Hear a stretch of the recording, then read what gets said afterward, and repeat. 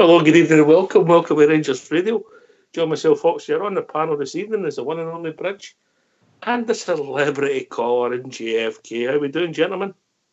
What are you, Ox, here? All right, Bridge, man? Can I say a big good evening to you guys in the panel here? Huge good evening to the guys in the lobby, to all the Rangers fans listening in all over the world. Good evening and welcome to Rangers Radio. How are you? How are you, Bridge? I'm doing well, thank you. Doing very well. Good, man. And how are you, JFK? I'm absolutely fantastic, mate. Feeling good tonight. How's the eye, Jimmy? Eye's good, mate. So much so that I'm going to my first match after my eye op. I can't wait tomorrow. Excellent. Saying that, doctor says no, but Doctor says no. Doctor, no. Well, I don't know if doctor no, but it's doctor yes. You know. My consultant on the radio said I should stay in the house, but we don't know. You will take some sort of pad with you just in case. Listen. What I want to tell you is, I'm no one for spreading rumours, as you know. But Bridgeman. I wouldn't be fair to mention the guy's name, but let's just say it sounds like Docs. And he's a genuine, real Ranger supporter, JFK, right? Right. This guy. So he's in the city centre and he decides, we've got a new sponsor. I'll get some of the Molten Brown gear. You know what the smell is? Mm-hmm. Yeah. Right. He's into the shop. 24 quid for a bar of soap. 24 quid for a bar of soap. 24 quid for a bar of soap. He came out with the smallest bit of soap you can see and some free samples after. He's got courage then, is he?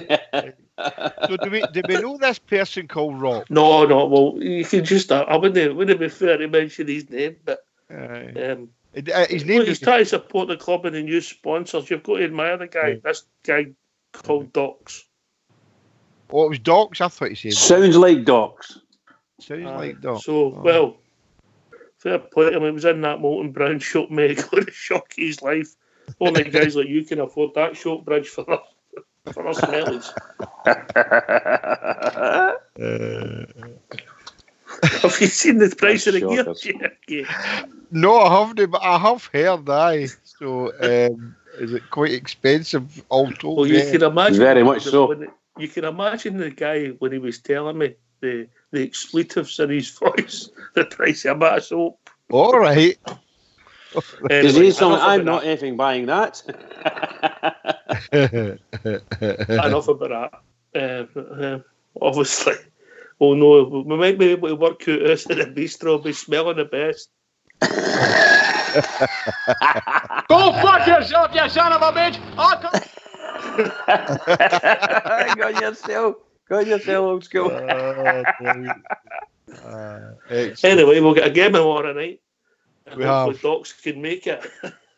And we're looking forward to it. We've got to hear from the manager.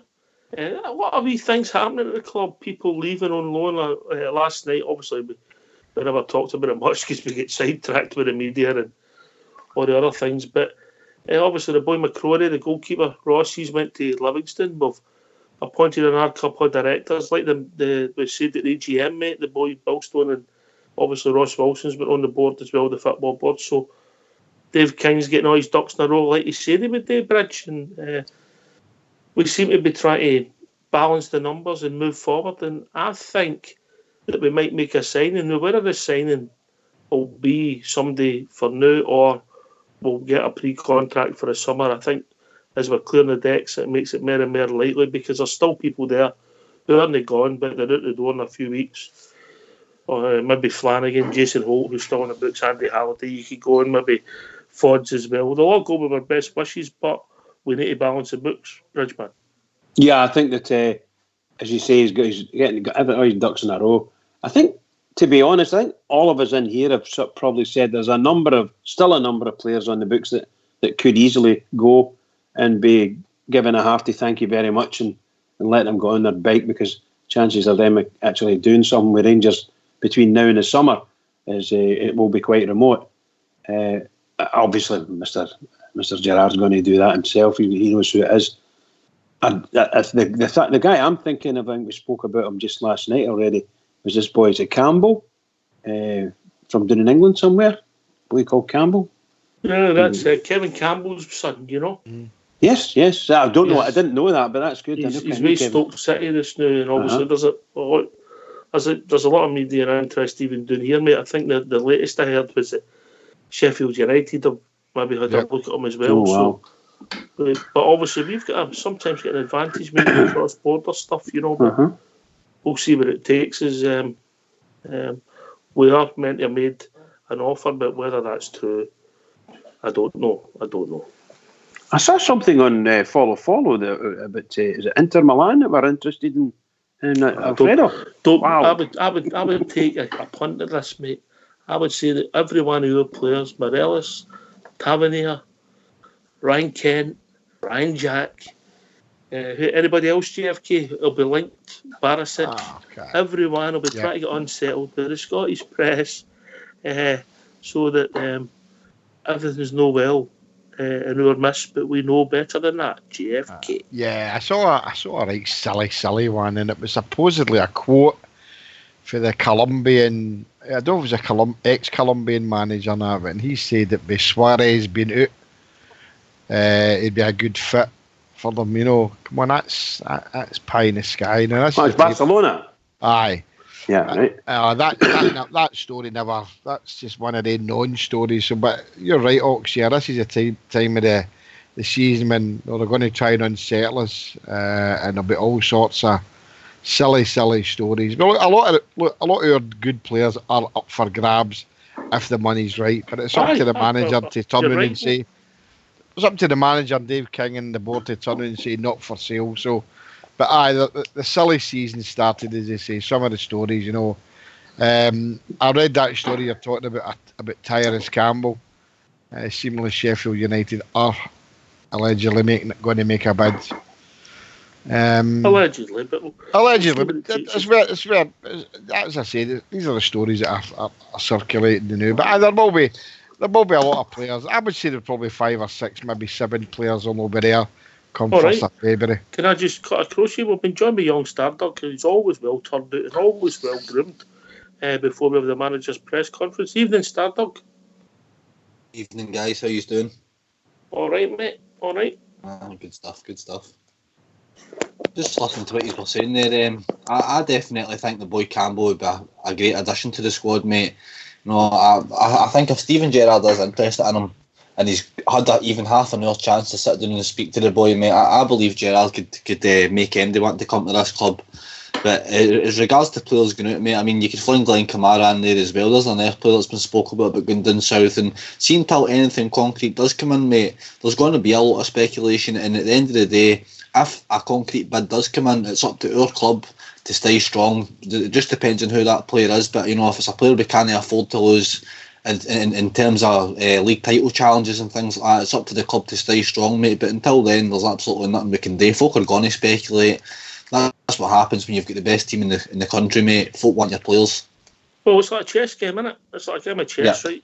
You get your pieces on your board, that's all your players. And if somebody comes and takes one of them, you've got to sit and imagine what your strategy is with your next move, because it can happen at any time. And that's exactly.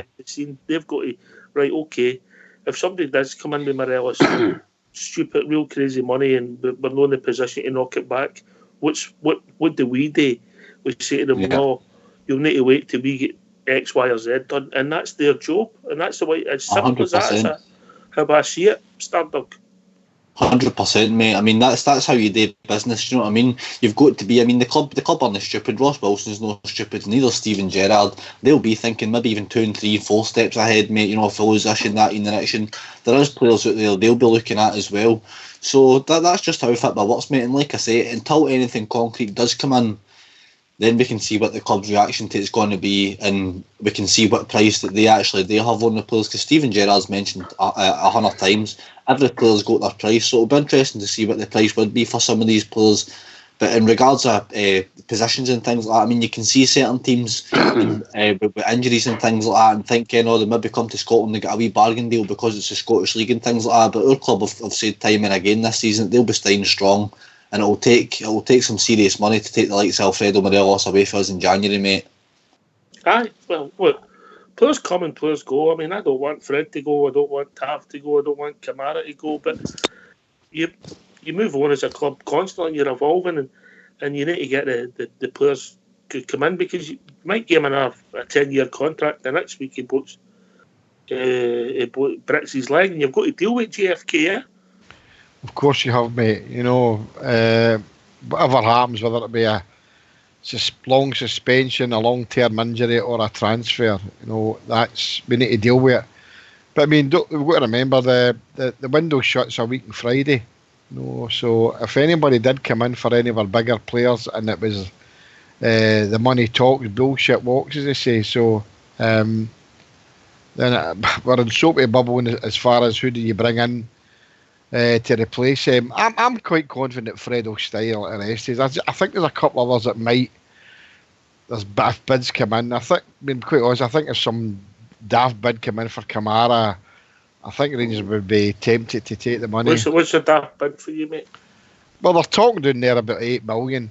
You know, if that was a bid of 8 million for a £50,000 player, then is that money Rangers could afford to knock back? I don't know. I mean, we want to see him stay, Ox, yeah, but it's silly time. It's a silly season, you know. Mm-hmm. Is that a fair bid, do you think, Jimmy? Is that a fair bid? That's a fantastic bid, I think. No, because of how much he cost us. But is it a fair bid? The boys are getting in top form, and he's playing a really good team. We're in the last 32 in Europe, which is. I don't think it is, Bridge. I don't think it's fair. Right, okay then. What do you think? Would you compare? What are you basing that on, Stardock? I'm basing it on his age. I'm basing it on he's an international. He's going to be playing at the Euros this year. I'm basing it on the way he was brought up in football with the Arsenal Youth Academy.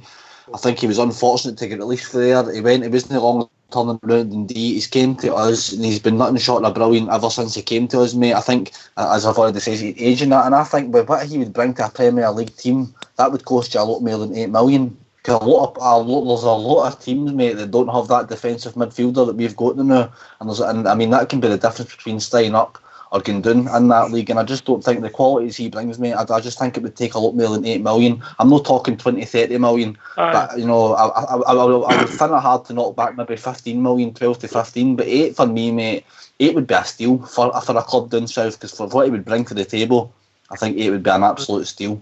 Okay, we've been joined by a caller. Evening, caller.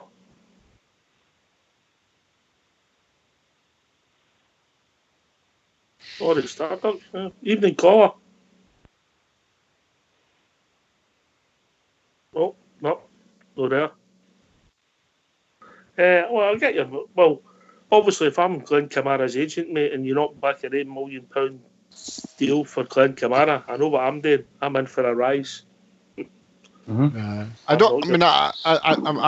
can I come in there? I don't know. I don't understand where you're getting your valuation here, Stardock. Would you say he's valued? You would value him more than Ryan Kent? I mean, Ryan Kent's a £7 million player. But Ryan Kent's not the central defensive midfield position, putting in tackles, mate, and stopping folk getting up the park and scoring goals. No, you know, I don't understand about the qualities he would bring to a Premier League team, mate, and you know, I just think he's got far more quality than an £8 million great for us, but taking into account what Bridge says, you know, if you're basing that, and I'm not saying that's what you're doing, JFK, but if you're basing that on we paid 50 grand and 8 million's a great turn there, I think he's worth so much more, mate, a day. You know, he could be the difference of a team staying up in the Premier League, mate. I think his value to a team would be worth a lot more than 8 million if he was playing in a Championship team or a Premier League team. I just think because it's Scotland, mate, folk think they can come up here and snatch players' asses for easy money. I agree with that. I mean, that's been going on for many years. Time memorial. Of course it is. But I mean, for me, if Rangers can afford to knock back a bid like that, then obviously that's all well and good. But if somebody come in and it's money talks, and if they say to him, look, we can treble, quadruple your wages, that's where the agent comes into his own, innit? Because we'll see what it takes us. And I think we've got to give credit to the guys who have got us in this position, Bridgeman, because we're talking about players here. We're talking about guys 20, 30, 40 million, crazy money. Somebody comes in with 50 million. You know, this is I watched a thing when I came in for work yesterday. I just happened to turn it on and Sky. There was a classic. It was Rangers versus Aberdeen and who did we have playing? We had Pennant playing, Herrera come on as sub, Windass was playing, and it was only 3 years ago. We'd no value in our squad, and look where we are now. I honestly believe that the situation we find ourselves in at the moment, from a team perspective, and you take our first 11, the first 11, there's 2 players in our first 11 that you say you probably wouldn't get a valuation of maybe upwards of 5 million. I'm talking about a goalkeeper and Stephen Davis, simply because of their age. Simply because of their age, right? That's what goes against us. Yes, but the others, if I was, well, I don't have anything to do with Rangers other than a fan, but seriously, I would hope that our senior management are thinking a valuation of at least 10 million in every player, at least 10 million to start in every player. There's no way we should be letting any of our top players leave our club for less than 10 million, and a lot of them, in among that lot, will be higher and higher. Now, Borna Barisic, you could put any the number you want on him, but certainly not any less than 15 million. He's a fantastic fullback, and he's the talk of the town. All right, but see what you're saying there. See about the Euros, I think it would be important, see for the likes of Barisic and Kamara that are going to the Euros, I think it would be important to tie these players down, even if it does mean bumping up their wages, because if they go there and they start out at the Euros, we can demand a handsome transfer fee for these 2 players in the summer if they're going to go anywhere, if they're standing out in a big tournament like that. All right, we'll see what it takes us. Listen, obviously there was a press conference today. Get yourself on mute if you fancy hearing for Big Nico Stardug.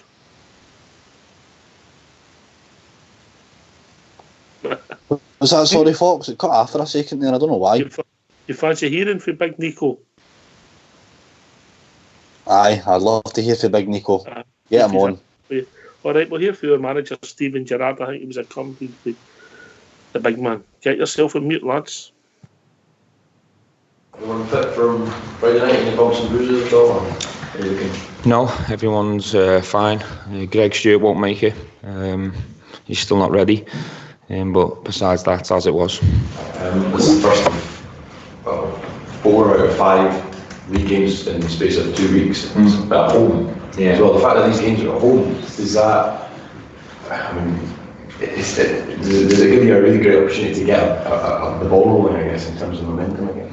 I think that's the plan. I think we obviously had the opposite in terms of fixtures before the break, where a lot of the games were away, a lot of tough fixtures. We had a 6-week block where it felt like we were away for the majority of it. So that turns now, and we need to try and make the most of Ibrox. We're certainly going to need our fans to get behind us and make some noise, and hopefully we can get right back into our rhythm and build on the last league performance. We've talked so much about the benefit of the break, but when you've got such a condensed run of fixtures now for the next, I don't think you've got any week off now. I think it's the next international break, and then if we go and perform like we're capable of against Braga, we could have more fixtures in the pipeline as well, and Hamilton as well, because now we've been drawn against them in the cup. So, but it's what we're used to, and I think that's when we're at our best. This squad proved that it can cope with a lot of fixtures in a short space of time. It's an exciting time. The players look ready, and I'm really looking forward to see how we perform tomorrow. Have you given any indication of when the St Johnstone game might be slotted in? No, I don't think we've got any confirmation on that. No, I'm still waiting for news on that. I mean, the suggestion might have to wait until after the split. I mean, would that be a concern just with the sort of canned nature of the running at that stage? It is what it is. We'll handle whatever comes our way in terms of what date's announced for that fixture. It's out of our control, if you like. So we are waiting to try and find a space for it. If that's the case, we'll just have to get on with it. You're talking about the benefits of going away and having to divide it. I mean, you haven't cancelled many fixtures into December, and then again when you come back in action after the winter break. I mean, does the real benefit? You get a real benefit of the winter break when you haven't condensed so many games into such a short space of time? Well, I don't know when that fixture's going to come, so it's not really worth talking about it until it comes and it's in, and we deal with it when it comes. I think we needed a break at the time. I think the winter break always comes at a good time, especially if your team's been playing a lot of games in Europe. So for ourselves and Celtic, who've had a decent run, I'm sure if you ask Lenny, he'd say the same as me, that the break comes at a good time. But a lot of the other clubs probably want to continue to play the fixtures, but that's the way it is. But we were ready for a break because we put an awful lot into the first half of the season, but give the lads some time to have with the families and then push them hard over in Dubai. And the signs of what I've seen in the recent couple of days of training, we're ready for tomorrow. How difficult is it to prepare for games when you're only having such short time recover after a game and then you've got a season? No, we've had a lot of time to prepare because we've prepared for. We haven't just prepared for Stranraer over the last couple of weeks. We've been preparing to play in a certain way at home, trying to foresee what type of tactics we're going to be coming up against, certainly at home. So we've had enough training time. The players know exactly what we need to do, how they need to approach it. Now they've just got to go and execute the game plan that we're going to give them. What are you expecting from St Mirren? Well, listening to what their manager said, I think they're going to be very organised, compact, hard to beat, very stubborn opposition like they was in the game away from home, and we needed obviously a moment of magic from Bournemouth to find the answer. So yeah, we think they're going to be organised, compact, and try and play us on the counter attack. So quite similar to what Stranraer tried as well. Is it fair to say you maybe need to step it up a level from Friday night? Yes, definitely. I think the first fixture is always a little bit tough because obviously you have had that couple of weeks without a fixture. It's the reason why we put a bounce game in here at the training ground as well, so we can get what we feel is the right amount of minutes into the players to get that little bit of rust out and try and find the rhythm a bit quicker, because we obviously had a setback this time last year with not having the Cowdenbeath fixture. So yeah, I'm hoping that we can find a better level than against Stranraer. Having said that, we had 80% possession, 30 efforts at goal. Stranraer didn't shoot at our goal, so I can't be too critical of the players. Did you mention that come on game to the boys as a warning? I think they know. But yeah, possibly it might come up. Yeah. Stephen, Saturday club released a statement about after the sanctions that they received from the SFA. They said along the lines of the club are feeling that they're being held to a different code of conduct to other clubs. Which are your thoughts on that? Well, look, I always back and support what the club put out and decide to say. So I think that's been dealt with. This was a fixture that was over 3 weeks ago, so I don't really think we should go back over old ground. I've got St Mirren tomorrow, and my focus and everyone here at Rangers is focusing on that fixture rather than one that was over 3 weeks ago. In terms of the statement, is that concern for the future if that is the case, if you are going with that? No, I think Rangers have said what we need to say on it, and as I say, we'll deal with whatever comes our way in the future. Another talking point from yesterday, Brian Rice obviously came out and spoke about his gambling addiction. What's your thoughts on that and how he's dealt with that? Well, I admire the fact that he's come out and he's been really honest. He's a gentleman, Brian. You know, since I've come up here, he's been fantastic with me. I think he's a man who's been around the game for an awful lot of time, so I've got nothing but respect for him, and I admire the fact that he's come out to try and get help and support, and he's certainly got that from everyone at Rangers, because everyone's got a lot of respect for him. In your experience, is it still a major problem? You know, is it in the game in a sense? And I know it's up here banned from doing it, but is it still rife? I don't know the answer to that question, whether it's rife or whether it's a major problem, because I don't know what people do in the private time. So it's a very difficult question to answer. But I imagine it's got better. But that's me obviously just guessing. So people saying there should be an amnesty for people like Brian who do admit to be having that problem and trying to get help. Is that something you would go along with? Well, I think that's the best thing, is to be honest and admit it and go and try and get the support you need. So you try and stop the addiction. How's your squad looking in terms of, I know you were trying to trim it this month. Jamie Murphy's obviously away from Burton. What's the situation with Greg Dolan? Yeah, Jamie Barr-Jonas has gone out to Partick as well for a short loan. He needs to play now. Jamie's the same. He's been first class, to be fair. He's been working ever so hard. But we found it hard to get him the minutes in the games that he wants, especially after his big injury. So I think it'd be good for him to go and play out in Burton. There's also something bubbling away with young Robbie McCrory, who's on loan at Queen of the South, but there's an opportunity for him to play in the Premier League, which is a situation where we don't really want to do what we have to do, but we have to for the sake of the boy. because it'll be brilliant for his development to play in the Premier League. So that's bubbling away in the background, and maybe in the next day or so something might be mentioned on that. Doherty's still about. He's training with the first team. Nothing to report on Doc. I was suggesting that Sunderland were interested, but maybe that had fallen through. Well, I think the kid's got a lot of interest because of the success he had on loan at Shrewsbury. I think Shrewsbury was a fantastic loan for him. The player's gone there and played ever so well, and I think Shrewsbury done a fantastic job with him. So I think there's a lot of respect for Doc down in League One, and there's also some respect in the Championship as well. So he's got a few things bubbling away, but nothing to report on just yet. I know you said a couple of weeks ago in Dubai that you would keep an eye on it, and it might be late in the window if you were going to add in. Is that still the case? Yeah, that hasn't changed. I think if no one else goes out the door, I think we'll be fine. I think we'll cope and we'll manage. But with what is it? 8-9 days left in the window, you know and I know. Things happen. And we'll just keep an eye on what goes on there. But if anyone else was to go, I'd probably have to replace you. In terms of Robert Crowley, is that just a prime example of the loan system working in the exact way that you hope it would, with him making that sort of natural progression? Well, I think you've got to pay credit to Robbie for going to Queen of the South and playing ever so well, but also Queen of the South for the job they've done and the opportunity they've given, and we really, really respect that. And it's not something that we want to do by taking a keeper off someone. But when the kid gets the opportunity to play a league above and with all due respect, better himself and develop and get that chance to play in the Premier League, it probably gives him a better chance of coming back here and playing for Rangers. So for the kid, it's a no-brainer. Slightly awkward for us because we don't want to let anyone down. And Queen of the South probably think they've got Robbie for the full year.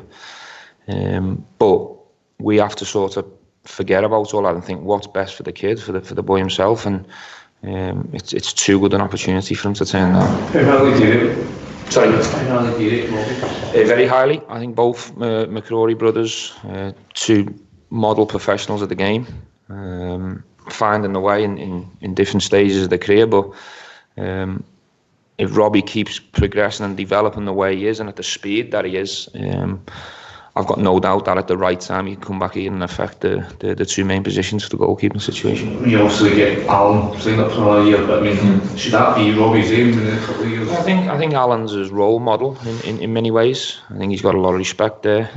Also Wes as well, who's capable of being a number one in his own right.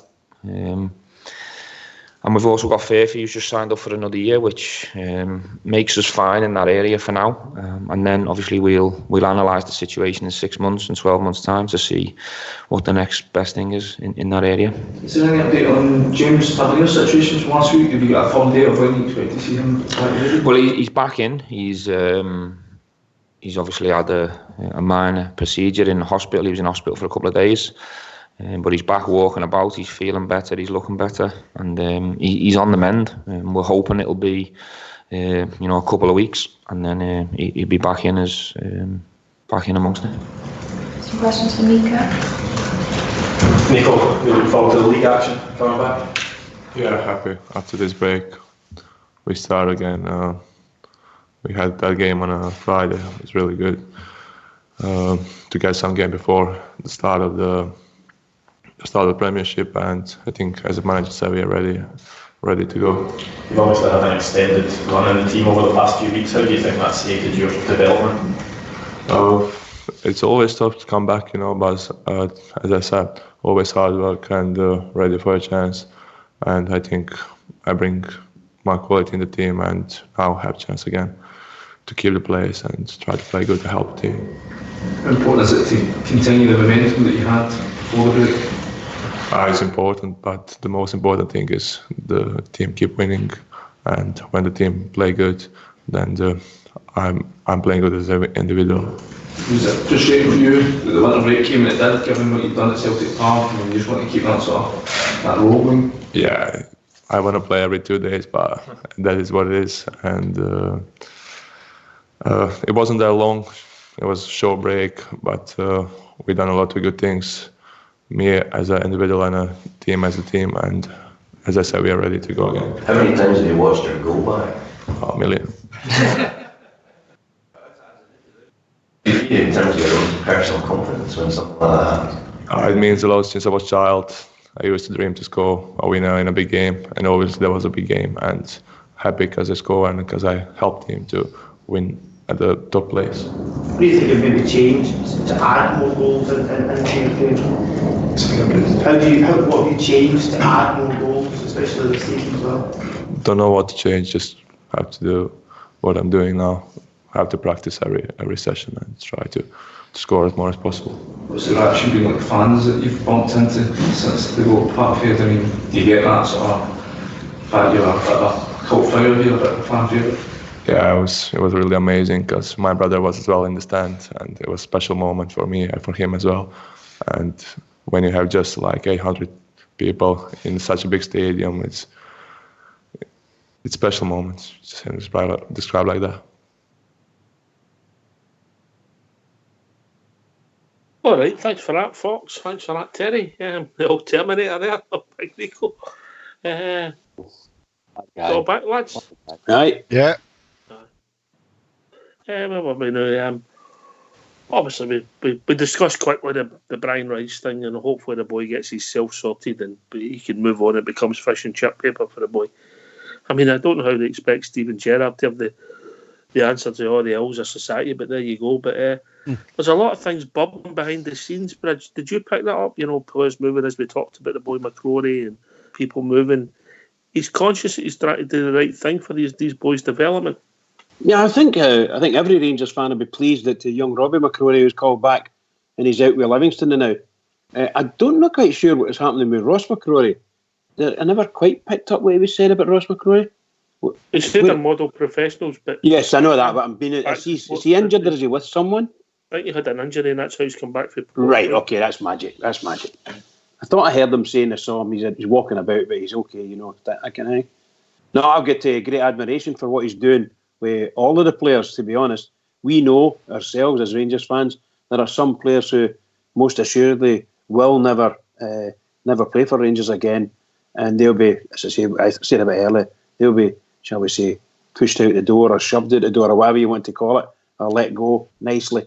But there are some guys who are the youngsters. McCrory it looked as if he was going to have a cracking future with us.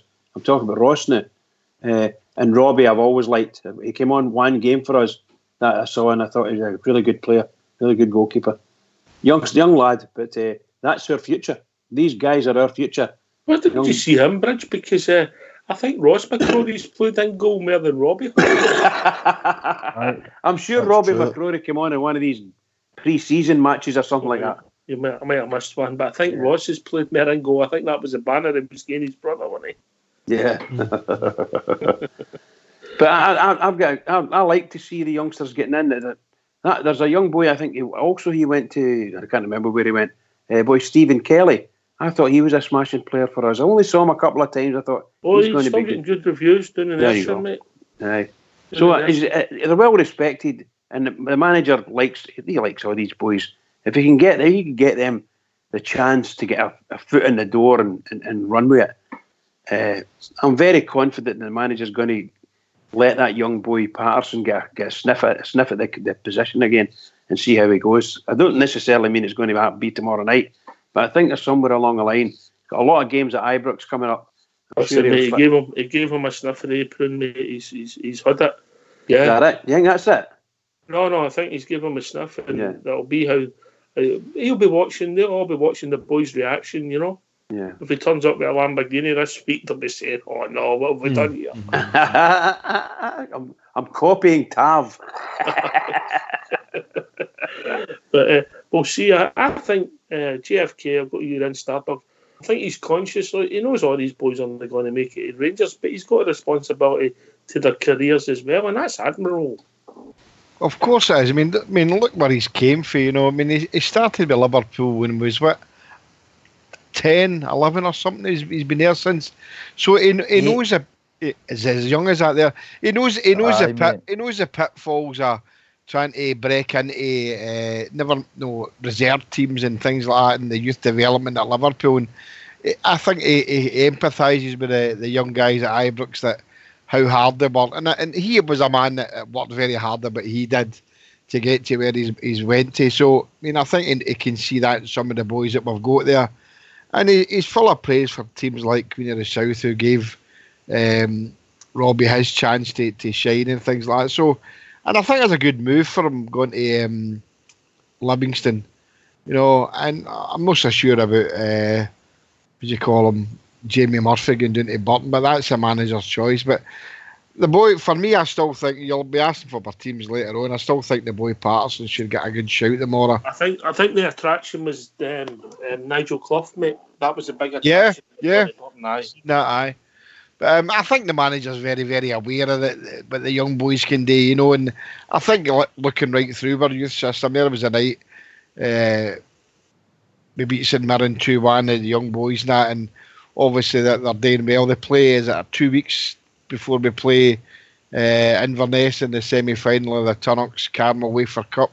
God, that's a big mouthful for that, isn't it? Depends what size your biscuit is. It is, I suppose, aye. So the young boys are doing well. I mean, we've all been on here. I've been to see a couple of their games, and we've all watched how they progressed. And I think the manager's very, very aware of that, Oxshire. So I think he's finger in the back pulse. to the fixture pile up. It'd be interesting to see as these fixtures, if they do pile up, how you and Bridge are going to fit in the women's games as well.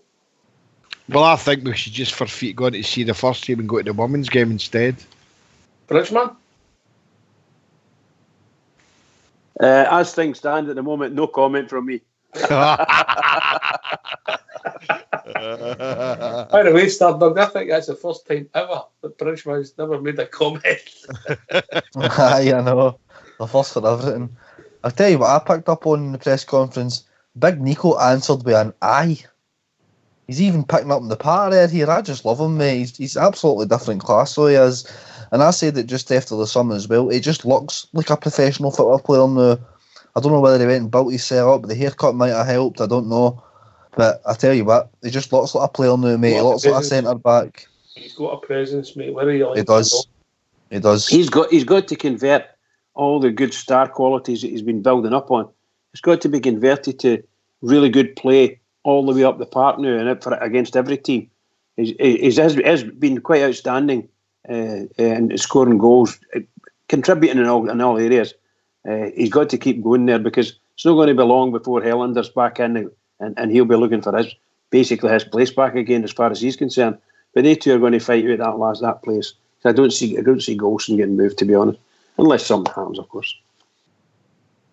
That'll be interesting. So there wasn't much clues about the team tomorrow night, obviously, apart from who we know is not going to be playing Stardog, yeah? It's a shame to see Greg Stewart's not going to make it again, mate. I would have liked to have seen him featuring at some point. Obviously, Tavernier's not going to be there, and we know Alfie's suspended, mate. So, look, we'll go with what we've got, and I think personally we'll still have enough to beat St Mirren on the night, mate. We know we're going to be in for a tough game. We know they're going to sit back and just try and soak up the pressure, but it's not going to work, mate. It's a home game. The crowd's going to be on the Rangers team's back, and let's just go for it, mate. I'm going to go for a 3-0 tomorrow. I'm feeling confident. All right, okay. I mean, I would take a Bridgeman for the end of the season every game, but if I'm being honest, tomorrow night I'm looking for a couple of goals, maybe pre-half-time GFK, and maybe Stardog says maybe then you can go in and run 3, 4, 5, you know, a wee confident booster. But I'd happy with any kind of win, if I'm being honest, in the league. I'm going for 2-0 tomorrow night, mate. Let's not underestimate the way St Mirren will come out and play against us. The manager's telling them. He's telling us, they're saying, you've got to remember, Goodwin, when he played ever against Rangers, it was a dirty so-and-so. You like to put yourself about, and he sets his team out like that. But I'll take a 2-0. I think we're more than capable of beating them quite comfortably at 2-0. And then it's on to the next game after that, obviously. But I'll go for 2-0, mate. 2-0. I think the support would be happy with that. I mean, obviously, Friday night's gone, and it's all just new about results, Bridge. Biggest game of the season, huge, massive game, biggest one of the season. 1-0 for the Bridgeman. 1-0 will do me fine. Very happy. But yeah, it's serious. Anyway, if people want to join us and give us their thoughts, what's the number, Bridge? The number's 0141 356 1972. Or join us at Skype at rangersradio.online. We were brought into the call with Fox, our technical Terry. I see Fox has joined us. Evening, Fox, Mucker.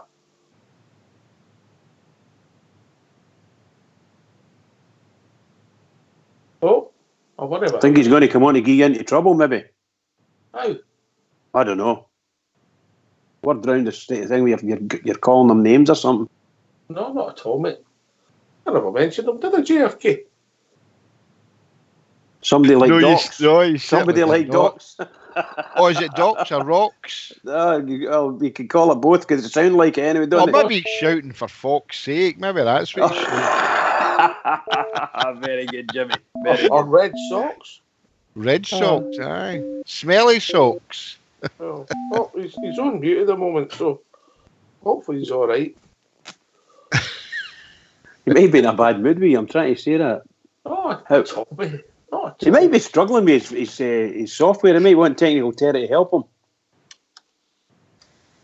No, he'll be fine. Anyway, well, it'll be interesting to see what he thinks, how we're going to line up, because I've got a totally different view for JFK. I don't think we'll see the boy Patterson start tomorrow night, personally. And it'd be great to hear what the callers think, Stardog. Aye, 100%, mate. I agree with JFK. I do think we will see Patterson tomorrow. I'd like to see the boy hold down his position, mate. If Flanagan's not going to be there, and if Pulser's not seem to be getting a game either, you know, I was impressed by him on Friday, mate, and I would like to see him hold down his position. Oh, have we got a caller? Yes, we've been joined by a caller. Evening, Hello. caller. Alright. How we doing, mate? I'm not bad, mate. What about yourself? What's your name, mate? My name's Blair. Blair, how we doing, Blair? Is it first time on, Aye. or have you been on before? I know, first time. Alright, how we doing? How did you discover Rangers Radio, mate? I just my mates, we all listen to it, you know, like at the week, just whenever it's on. Alright, mate. What's on your mind, mate? Right, well, it's just...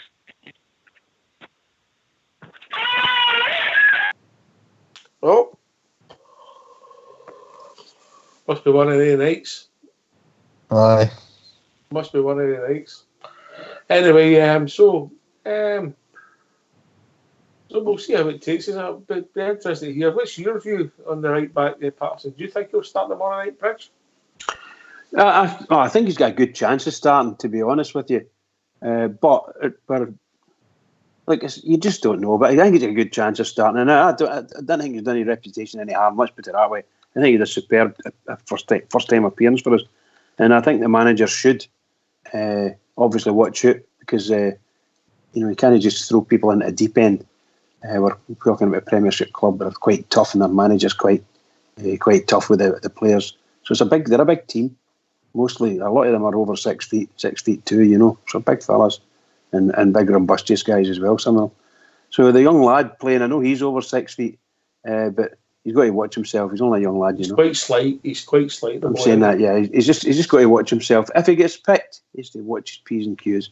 But if you look at the lad and sort of measure him up against like Tavernier's just an athlete. He's not the biggest built player in the whole world. He's maybe 6 feet, 6'1" or something like that, Tavernier.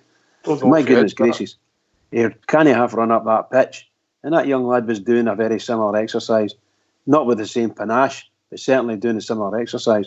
I don't know whether he'll get the first half, mate. Really well. What's that, pal?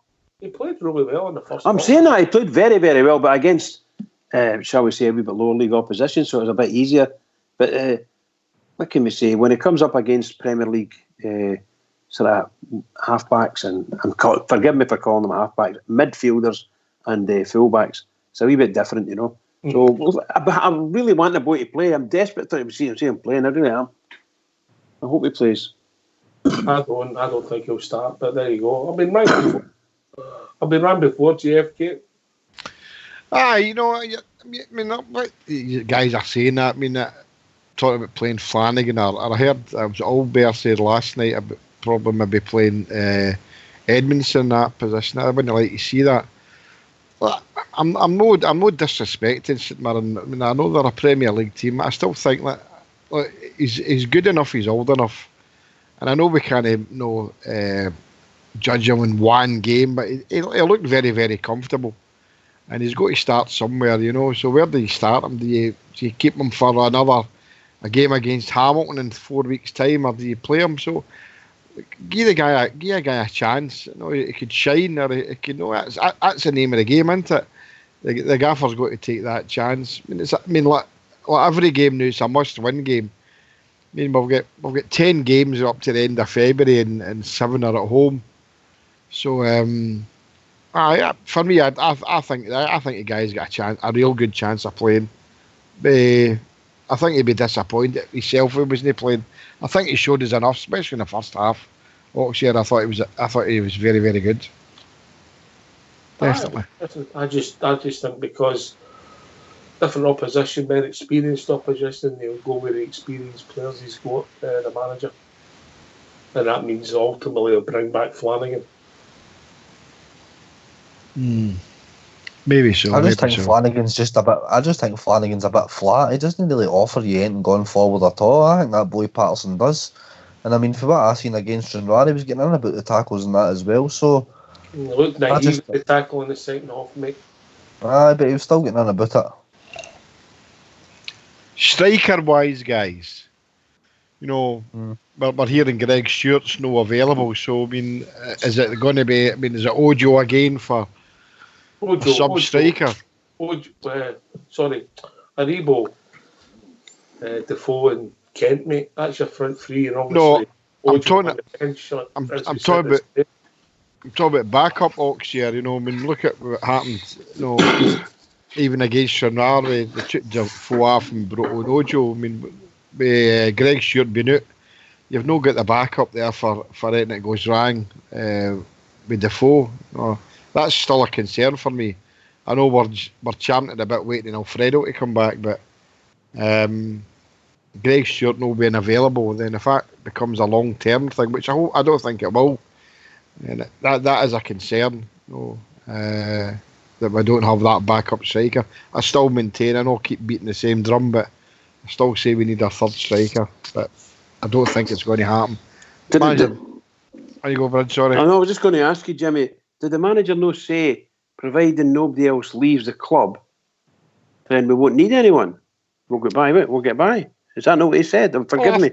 I think you're right. I think in a roundabout way he did say that. You know, so he said he's hoping, but you never know. Somebody could come in and make a bid for whatever player, and then we just need to take it for there. He did say that in a roundabout way, but I mean, I still think that. No, I think it was Oxford said, no, would they maybe bring somebody in a pre-contract? I think pre-contract the new is. I think the way to go is we need a striker in, and we've all said different names, but who's it going to be? No, because it means whoever comes in at a decent pay or whatever would obviously push Jermaine Defoe into third place, and I don't think he'd be happy with that. Another caller, TFT, evening caller. How you doing, guys? Jim 115 back again. Hope you've got a good Christmas and a happy New Year, guys. All right, Jim. On the best. Same with yourselves, guys. Just pick one the thing here. I think we need a striker in here, the new, because I don't think Defoe's going to last as long as we think he's going to last. I think we need to get somebody in. I think we really badly need cover just now. Who, Jimbo? Who's on your radar? I don't know, mate. I honestly don't know. There's nobody stuck out for me, but I think we need it. I really do. I get your point, but it's a difficult job to get somebody to come in as a number 3, isn't it? I agree. Again, I think I'm going to go back to the main Defoe. I don't think Defoe's going to last as long as we think he's going to last. Mm-hmm. Yeah. Again, the other night there, you were probably looking for a better return of goals after him the other night, I know. I think, yeah, I mean... The service was poor to him as well, Jim. You took the words right out of my mouth, Stardom. Well, I'm going to disagree with you. We're just raving about the boy Patterson there. How many brilliant balls did they put in the box? We were the one that dived in. And the boy Patterson, again, I think he did get a service, guys. I just don't think he was as good as we thought he was going to be the other night. And for the say he never got a service, I disagree with you. Because we're just raving about the boy Patterson. I thought he put a lot of good balls in that box. Well, in terms of me thinking he got the service, mate, I mean, apart from Patterson, I can't really think at did it try to find him. I really can't. I mean, none of the centre mids were able to find him in the box, and I mean, Jordan Jones and Andy Halliday. I mean, Andy Halliday never put in a ball at the box all night, mate. Do you know what I mean? So it's a lot different for having Borna Barisic and Ryan Kent out there for him. I don't think Jermaine Defoe did get the service the other night, and I don't think we played a style that suited Jermaine Defoe. And unfortunately for us, we're going to have to change that for the next couple of weeks because we're going to have to play to we're going to have to play to suit Jermaine Defoe, mate, because he's the guy we're relying on to get the goals for us. But see, as for the Morocco year, I would like to see Aribo playing a bit closer to Defoe. If we're going to be going with a bit of width. I think you'll see a Hibs performance when Kent and Aribo will be close to Defoe, yeah? That's my thinking, mate. Kent back tomorrow, innit? Well, Barisic will be there as well. There's a service as well. Do you know what I mean? Barisic's delivery is absolutely top class. It's been top drawer all season. So you're getting your big game players back tomorrow, mate. Do you know what I mean? Ryan Kent and Joe Aribo. I think they'll have a really good game tomorrow. I'm the same as you, Ox. I've got good feelings about they two tomorrow. It'll be good to see them and see the team back. Obviously, I accept your point. We are liking the centre forward areas. I think. But it's a very difficult to get an easy solution to, because we've talked about it loads, JFK, haven't we? Aye. I mean, I did say last season about it, and it's a topic that we've exhausted, you know, it's talking about it, but I'm in the same camp as Jim, you know, obviously that I just think surely there's somebody out there. I know we don't want to go out and buy or get somebody alone just for the sake of it. I mean, I'm looking at the fixture list here. I know you keep saying to me, don't keep looking too far forward, but we've got 10 games, 7 at home, and I just don't think Jermaine Defoe cut it. You know, for the amount of games that we've got, how quick they come, and it's I know Fred will. He can. Fred will play every game. You know, but if you get Jermaine past Sunday, Alfredo's back next Wednesday. He's back against Ross County, of course. Aye. Well, see on the Alfie thing, they're talking about his one booking away again for another couple of game ban. Yep, and can you the way he's getting treated in this country? Can you put your horn on your heart and saying he's not going to get that booking when he comes back? I can put my horn on my heart and say he'll have it after 30 seconds. He'll get booked. I know, mate. 100%. You know the game he'll get booked in. It'll be against the Sheep at Ibrox. And then we play the Puddle Drinkers the week after and Kelly the week after that, and then Livingston. You know, so, I mean, you're right, Jim. I mean, he's only one booking away for another 2-game ban. So, I mean, that's the reason I know. I think I agree with you 100%, Jimmy. I don't think Defoe's going to be cutting out the way we think he's going to cut out. Yeah, 100%, mate. I agree with you. I just think that we're a bit lightweight in there. If Greg Stewart comes back into the equation, then I'll be fairly happy on that, because my concern about Greg Stewart is that the manager's not giving him the game time. I mean, we've all been to games or watching it, whatever, and we're all shaking our head that Greg Stewart's not even in the squad, never mind getting a game. So, Jimmy, sorry? Are you working? No, it's a text message from my missus. All right, I heard a big beat there. No. She tell me, get off that phone again. I still, like yourself, Jim, I think is it a concern? For me, it is. It's been a concern for me since the end of last season, especially with the bans that I know Jermaine Defoe come on great guns and scored the hat trick and all that. No, but I just watched him there even against Stranraer. He scored a penalty, but he done really. I know he wasn't getting the service at times, but for me, nah. It's no working for me in that aspect. He's a completely different player from Morelos. Of course. And look how much it changes the way our team plays. Everything's been on Rosie in the garden, innit? Alfie obviously got a grip his discipline. Then it went barely up in the last few weeks, and he got the 2 sending-offs in a row, and it's kind of knocked it. I think it's kind of knocked the stuff out a wee bit, because he was flying. And I think they could be in without these daft cautions. I mean, he's not kicked anybody. He's not put a foul in against anybody, and he's been sent off twice. Unbelievable.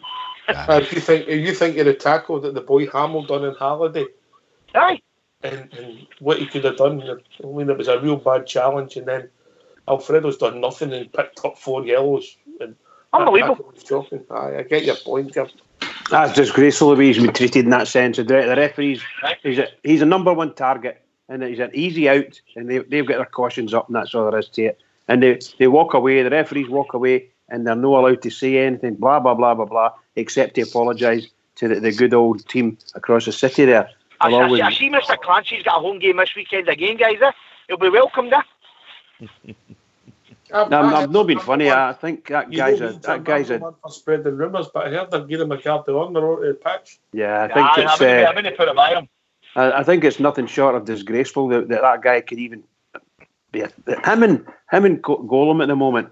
And I'm very close with Cheating Beaten as well. There are a number of referees I wouldn't think they should be allowed to referee Rangers. They just don't have it. They just don't have it. They can't do it. Never mind if it's against them. They just can't do it. They can't be impartial. They can't view things right. They try to weigh things. Rangers miles ahead of a lot of these, absolutely miles ahead of a lot of these teams. And a referee makes 4 or 5 decisions in a game, and Rangers have got maybe 4 bookings, and the other team have got none. They've been kicking lumps out of Rangers. Nah, it's not right. Not right. Sorry, guys, I'm ranting again. You're quite right. No, you're wrong. He was ranting.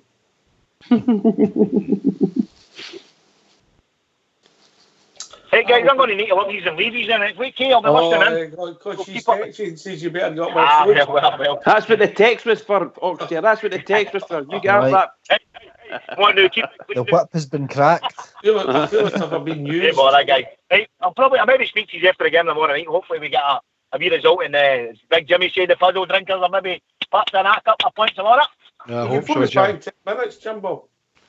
Aye, I think that Chelsea mob just scored against that Arsenal again now. I don't know, mate. Right, you have a good night, mate. Take it easy. All right. Hey, cheers, Jimmy. Cheers, Jim. Good night. Good night, guys. Cheers, Jim. What a man. Yeah. Right, listen, lads, get yourself in mute. We're going to have a tune.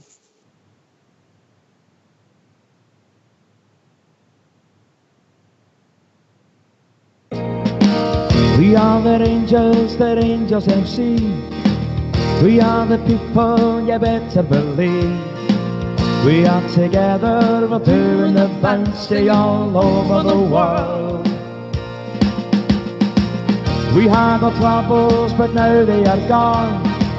They tried to kill us, but the Bears we stood strong. We are together, doing the bouncy all over the world. Lucia by Bronx for Lancer 3. Follow, and God save the Queen. You'll hear us singing, doing the bouncy all over the world. In Barcelona in 72, we beat the Russians by 3-2. Still celebrating, doing the bouncy all over the world. Glasgow Rangers are back where we belong. Blue sea of Ibrox, and we're still going strong. We wear our colours, the red, white and blue. We wear them proudly like blue noses do. We are together, doing the bouncy all over the world. The pride of Scotland, but that's nothing new. The pride of Glasgow, and Glasgow is blue. We are together, doing the bouncy all over the world. To be a blue nose, it fills us with pride. We are united, we'll never divide. We are together, doing the bouncy all over the world. Doing the bouncy all over the world. Doing the bouncy all over the world.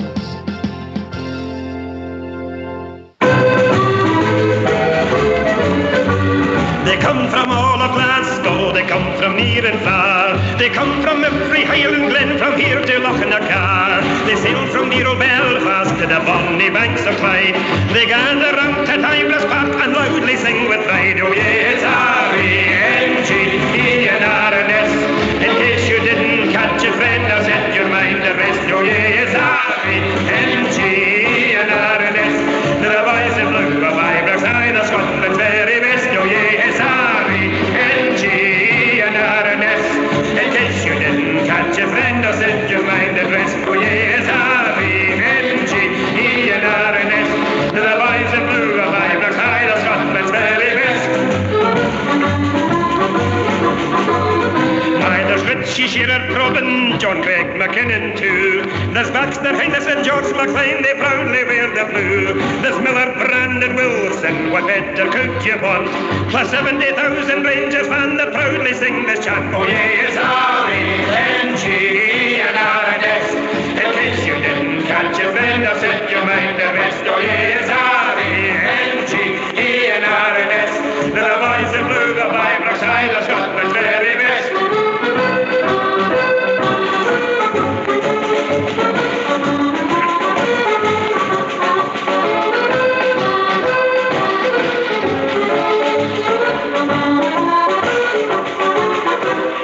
Richie Shearer, Probin, John Craig McKinnon too. There's Baxter, Highness and George McLean, they proudly wear the blue. There's Miller, Brandon, Wilson, what better could you want? Plus 70,000 Rangers fans that proudly sing this chant. Oh yes, R-E-N-G-E-N-R-N-S. In case you didn't catch it, friend, I'll set your mind at rest. Oh yes, R-E-N-G-E-N-R-N-S. They're the boys in blue of Ibrox, the Scotland's very best.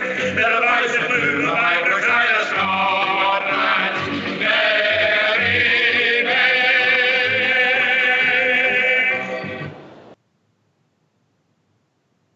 A wee bonus tune there for all our guest listeners, is that right? Absolutely superb. The greatest comedian ever, that boy. Greatest comedian ever on stage. Lex McLean. Fabulous. You like Amsterdam, Lex McLean? Oh, a real Rangers man. A real Rangers man, aren't you? I prefer a bit of Cat Williams.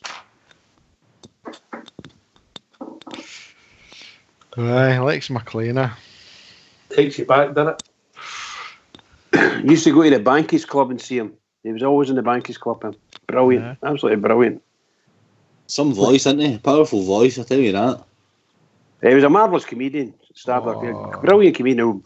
So Rangers. All his jokes were about the Rangers. I'll check him out, mate. Cause I've honestly never ever sat down and watched him. Neither I have. I'll check that out. There's no many. There's some YouTube clips, but there's no many, mate. Right. We watched him and made gas telly. That just shows you how long that goes back. Jeez, when GFT watched him on the telly, John Logie Baird was sitting next to him. Oh, I know. Aye. You phoned me for Alexander Graham Bell's house, I know.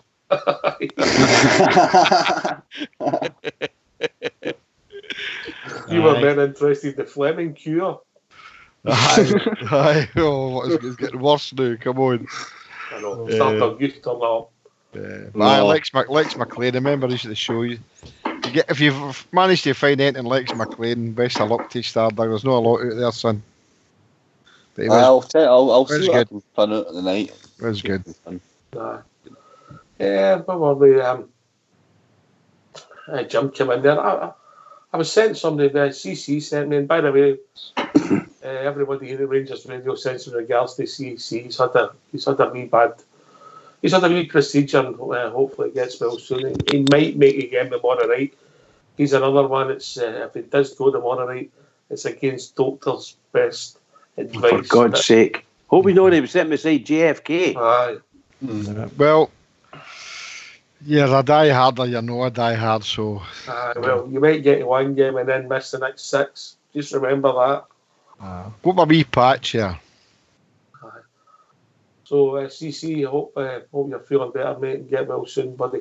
Here, big shout out to you, pal. Big shout out. He sent a name. He sent a name. And it's a boy from Livingston Dykes. Something different. I know he's no prolific, but if he was playing a different team, would you get him? Would he be worth a punt for, I don't know, 300,000, 400,000? I don't know. JFK. For the rest of the season. You'd be signing him as a. Aye, Bill. Would they be number 2 or a number 3? I think you'd be coming in. You'd be saying you're coming in as a number 3, but you could go on the bench and you'll get your chances. Up to you, mate. Well, I wouldn't. I would take the boy Dykes, definitely. Mm-hmm. I think he's a work in progress, obviously, but for somebody like a big robust striker, I'm a fan of the big striker. No, I've always have been, but different type of player, obviously, with Fred and Jermaine Defoe. But it's worth a punt for me, as long as we don't make a big mistake and go for shit.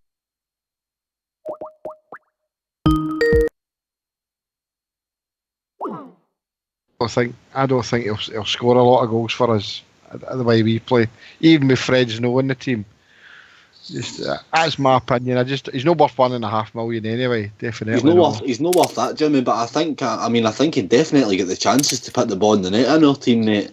I don't know. But I don't know not for me anyway. I think we should be punching above that anyway, mate. I don't think we should be looking for a striker in this league at all. I mean, the boy Dykes, it'd be all right, but we know he wouldn't really have a future there. Do you know what I mean? He wouldn't. I think we should be punching above that for strikers, mate. I think, I know what you're saying, Jim, about the striker. I mean, it's so hard, mate, because there's no really end out there, and it's such a hard road to come in to kind of your third striker and things like that as well. It's a hard one. It really is a hard one, but if the worst happens in the summer and we do lose Alfredo and it happens to be for big money, I would like to be spending that money again on a striker straight away. Right, you talk about in the summer, mate, but it doesn't really answer the problem for January and the rest of the season, Jimmy. That's the only thing. It's just I don't know, because I don't have a name there. I don't have anybody I could think of. Just what Jim had said earlier on, Alfredo's only one booking away for a 2-game ban again. We need to be prepared for that. If Greg Stewart's not going to be fit, it's inevitable he's going to get the booking. It's inevitable, mate. Of course it is, Stardog, and that's what I'm saying. So that's what I said that many times. If Alfredo's injured or probably suspended, I know he's got his act together this season, but that's my concern. If Greg Stewart's not going to be put in there as that third striker, Hello there. Hello. How are we doing? Hi, how you doing? Man, I've been trying to get through to you for a long, long time. What are you up to? I'm Fred from Barbados, but I'm actually phoning from St. Lucia. All right, mate. Not bad for some, Fred. Not bad. How's the ship in Barbados? Some great nights in there, mate. You've had some nice nights in Barbados? And the ship in? Is it still there? Oh, the ship in? Well, it'd be like, leave it or not, I don't drink. Right, okay. I'll make up for it, mate. Barbados, no doubt. St. Lucia, Barbados. I kind of do the Caribbean islands, work for one company and dance around the islands, I was in Colombia there, in Medellin, a couple of months ago. Where we Alfredo used to play. I know you've been trying. We knew that somebody was trying to contact us for Barbados. I take it was you, Fred. Aye, that's right. Aye, but I had to move to St. Lucia to get through. Right, okay. There you go, JFK. Next time you can't get through, you'll need to move to St. Lucia. What are you doing, Fred? Fred, what do you do? He's a kind of chancer. Yeah, chancer, are you? Well, I kind of materials engineer. Do like all the technical stuff for runways and roads and stuff off and like. And I'm actually listening, lads. I'm from Coatbridge. Right, we don't get money for Coatbridge in here, Fred. But you carry on. What's that you said there? We don't get money for Coatbridge. In fact, we get more for St. Lucia. You probably would. How long have you been listening to us for, Fred, and give your Rangers story, mate? A couple of years ago, I thought I just bumped into you on YouTube, and I listen every night when I come back off work. Basically, I'm 4 or 5 hours back.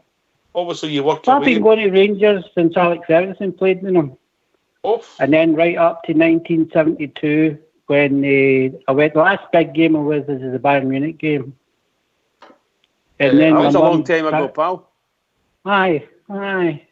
Well, then I moved away. You know, it was either that time there was a lot of hooliganism going on. You know, so you're getting listed for nothing. So You're talking to them on now. I can sympathise with you there, but there's a couple of reformed hooligans on the panel this evening. Air United versus Rangers springs to mind. Johnny Doyle gets sent off for blessing his cell. When somebody got arrested, did they? Well, the gammon rolls in Ayrshire are rubbish, mate. I can really tell where they are. Come on, that's a bit harsh. And the Polish station, Stardog. Aye, well, I can back that up, mate. I can back that up. He was wrong to go with as well. The Grublands What, are crap. 75. Aye, wasn't he half? Aye, scored about the 83. Not that day. Johnny Doyle dropped his knees after getting scored in the second, took his crucifix out and kissed it. So you spent a night in the old King Street, Jimmy, did you? I don't know if it was King Street, mate, but after I had a fight with the police, I couldn't see much at my face anyway. Aye, that's really good to you, It was mate. Queen Street for him. But that was God, that was again back there. So could I come in again a wee bit? On you go, Fred. Sorry, pal. Make your point. Aye, like see, when I was going, it was like big that cheap champagne. What was that called? Tommy or something? Well, I used to go up to Aberdeen. It cost me 10p on the supporters bus to stay the weekend. 10 pence. And standing at the game, and these guys are drinking and then throwing these bottles onto the pitch. You know. But anyway, that's the bad side. So we're on the way back, Fred. The Rangers. We're on the way back, Rangers. Well, you know, it makes me so happy to tune in and listen, and then what everybody tried to do. And now that we're back, they're really running scared. Really, really running scared. Everybody, you know what I mean? Yeah. Listen, mate, Right, we'll get some more callers coming through, but listen. Aye, no problem. Thanks for I know getting in that's touch. It's great to put an end to the caller for Barbados, mate, or St. Lucia, should I say. Well, it's actually Barbados via St. Lucia. When we're for the next year's the test matches next year, we'll maybe look you up. Right, okay, cool, man. All the best. I'll switch on again and listen because I'm behind. I'm at the Steven Gerrard part. Okay, cheers. All right, cheers, Fred. Thanks very much, mate. No problem. Well, that really puts me in the shade. Pearson Park. Fred's got to move for Barbados to St. Lucia for to get a signal, and all I need to do is walk across a landing for Yoker to Peterson Park. Brilliant call. Well done, Fred. I don't know if we know where this show goes, really, do we? Oh, but that was brilliant. You're on the big internet, the world, your oyster. You just don't know, do you? Absolutely brilliant. Obviously, he's moved away, walked away, and he's been away a long time, but the Rangers are still there for him, eh? Oh, yeah, that happens, isn't it? I mean, I think we all know people like that. You know, we've all got friends and relatives who have went to other ends of the earth, but you can't take the Rangers out their heart, mate. Definitely can't. Brilliant. Absolutely fantastic. So Fred might need a visit for Rangers Radio. Stardog, are you the man? I'm the man, mate. Give me a one-way ticket to Barbados. I'll never be back. Oh, I'm going to Barbados. Right. What? Brilliant. I like that. You just send the plane ticket my way. Make sure it's a one-way one. I mean, folks have done there, mate. We've been there. Well, listen to you. You're named rapping pubs. Okay. I'll tell you after, mate. Yeah, no, mate. Yeah. You're talking about Polish stations in King Street. You're talking about pubs in Barbados. I'll tell you after. Oh, dear. Brilliant. In a pub called the Ship Inn in Barbados. Oxfordshire. Oh, dear. Memories, mate. Oh, sorry, it was St. Lucia. Sorry. No, it was Barbados, mate. Barbados. Aye, memories. Anyway, we move on. That was brilliant. That was great. So tomorrow night, if people have got their thoughts on it, mate, we're still looking for more callers. What's the number, Bridge? The number's 0141 356 1972. Or join the Skype at rangersradio.online. We brought into the call by Old School Blue, Technical Terry, or Fox. And for all our guest callers are trying to upset us, don't waste your time. You don't upset us. I just looked at the window there. There's a full moon. Aye, you might be right, JFK. That might be the reason. Aye. It might be the reason. You might have to keep your credit for your phone because you might need it. Follow the money. Follow the money. Hello. Hello. How we doing, caller? How you doing? It's Mark from Kobe. How we doing, Mark? Long time. All right, Mark. Mate, all right. How's it going? That's right. Yeah, good, pal. Yeah, great show. I just want to say a thanks to a couple of people that said they listened to the show. It's Ian McCall and Gordon Bell from the Founders Trail.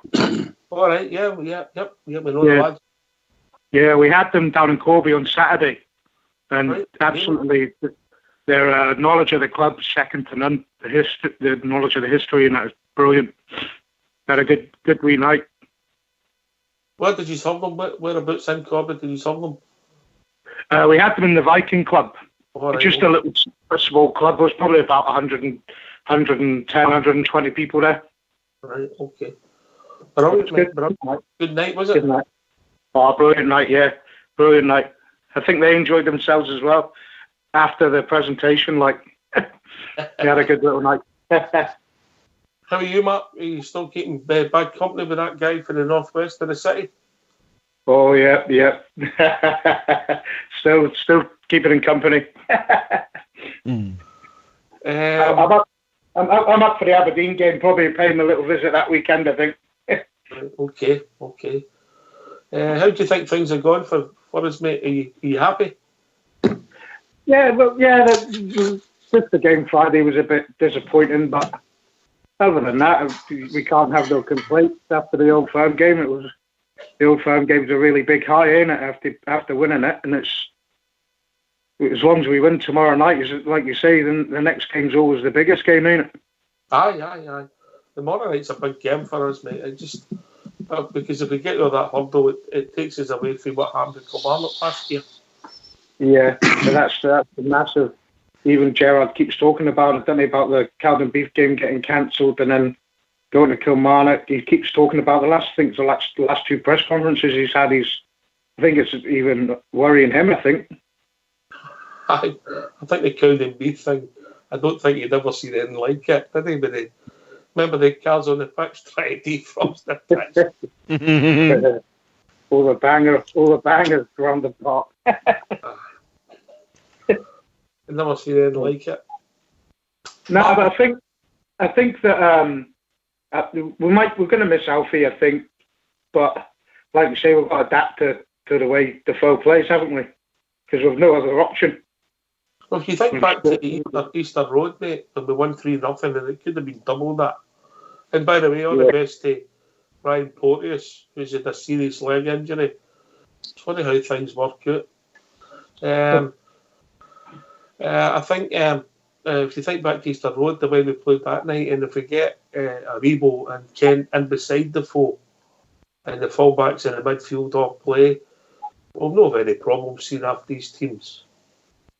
No, I don't think we'll have any problems, but it's the way. I mean, even that Celtic game, Alfie was immense, even without scoring. He pulled that big Julian all over the park. Oh, he ragdolled him, mate. Him. I think I was talking to the boys from Glasgow, Ian and Gordon there about it on Sunday, and I was saying that first 5 minutes it looked like Julian was bullying Alfie a little bit, but I think Alfie was just getting the measure of him, wasn't he? And then after that, it was all one-way traffic after that. Alfie bullied him. Aye. Alfie's a freak, mate, the way he plays the game. He's so strong, he's so mobile. He just keeps going, he keeps bouncing back. He's a nightmare to play against. I'm just hoping that it sort of, if he does win, or say, like Stardog said, when you eventually when he gets his booking, the inevitable is going to get it. That keeps him fresh for the Braga games. So we know he's not going to get injured before the Braga game, is he? No, we'll not be suspended. He'll not miss that through suspension, will he? No. That's what at least we've got him fresh for that. Correct. I don't have much. I don't have the same fear that you guys have got with Alfie going to get booked. The only thing I could say is you put 2 and 2 together and I get 5. It's got to be the big conspiracy and the agenda that's been driven. That's the only way he's going to get additional bookings, because it's too suspicious. Just too suspicious for me. I don't see him. I don't see him getting booked in his, shall we say, his first couple of games back. But on the reverse of that, I would say that maybe that's the time he wants to get his booking and get the two game ban done, and then he's free for the rest of the season. Maybe that's what we need to do. I don't know. Well, going in previous games, Bridge, you're getting booked for even celebrating goals. So no, I'm saying that even if it's goals, mate, he's in danger of getting booked.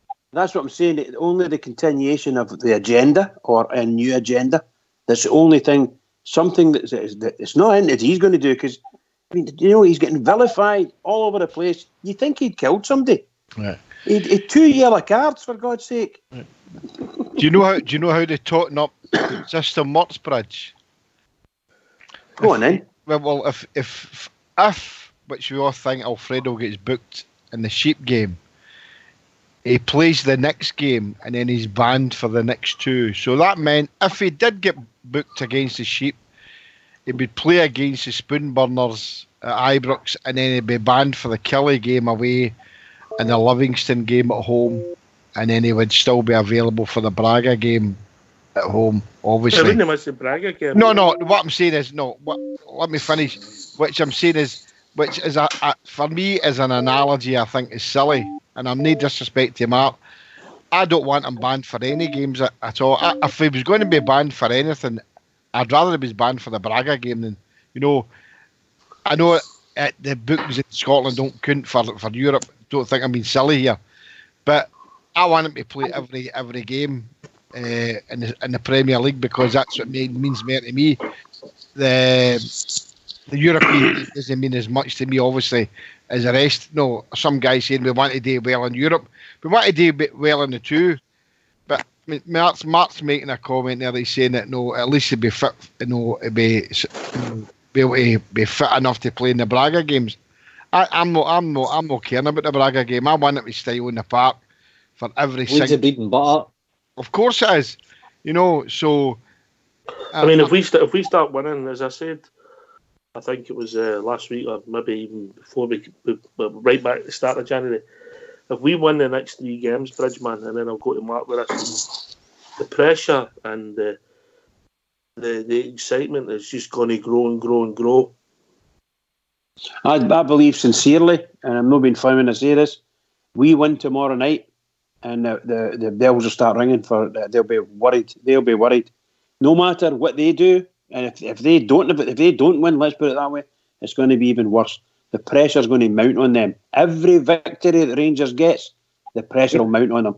Because all they're saying that based on the news stories you're seeing on the TV, they're how can we say, they're trying to minimise the position that they're in. We're still the top of the league, that kind of thing. Well, fine.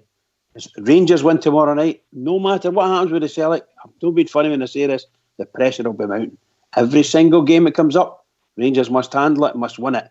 And if they do that, believe you me, they'll burst. Never say they say they'll burst. Can you come, Mark?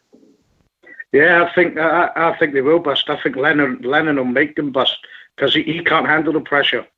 He showed it before when he managed them before, and then when he managed Hibs, when that pressure goes on, he can't handle it, and he starts falling out with his own players, and that's where it will happen. I believe that as well. He can't handle it. He hates us winning. He hates us full stop. And when that pressure goes on, that he'll buckle himself. Never mind his team. His team will just come after him. But we're getting constant callers for a number ending in 545.